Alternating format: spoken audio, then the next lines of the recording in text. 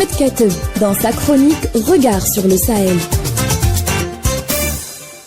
On en est arrivé là.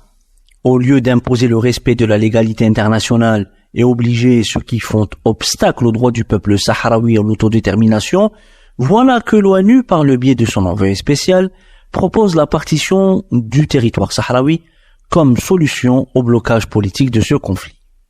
Cette solution proposée lors d'une réunion à huis clos du Conseil de sécurité par l'émissaire onusien pour le Sahara occidental va à l'encontre des décisions de ce même Conseil, qui a préconisé dès 1991 une résolution stipulant que seule l'autodétermination est l'issue possible à ce conflit.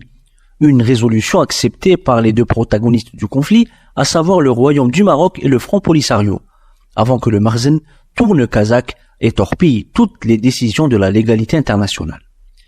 Cette proposition est contraire même à l'avis consultatif de la Cour internationale de justice qui a statué en 1975 sur l'existence du peuple sahraoui, peuple autochtone de ce territoire qui n'a pas eu de lien juridique et politique prouvé et installé dans la durée ni avec la monarchie marocaine ni avec l'ensemble mauritanien. Le problème aujourd'hui avec cette manœuvre, c'est de faire accepter le fait accompli colonial marocain et spolier le peuple sahraoui de son droit inaliénable, celui à disposer de lui-même, au terme d'un processus d'autodétermination conformément à la résolution 1514 du 14 décembre 1960. Sinon, pourquoi l'avoir proposé, je cite son auteur, en toute discrétion?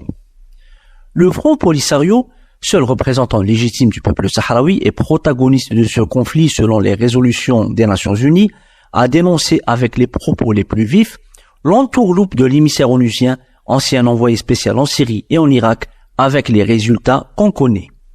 Le représentant du Polisario à l'ONU n'est pas allé de main morte. Pour Sidi Omar, le Front Polisario affirme avec force son rejet total et catégorique de toute proposition ou initiative, d'où qu'elle vienne, qui ne consacre pas pleinement ni ne garantisse le droit inaliénable, non négociable et imprescriptible du peuple sahraoui à l'autodétermination et à l'indépendance, ou qui ne respecte pas l'intégrité territoriale du Sahara occidental.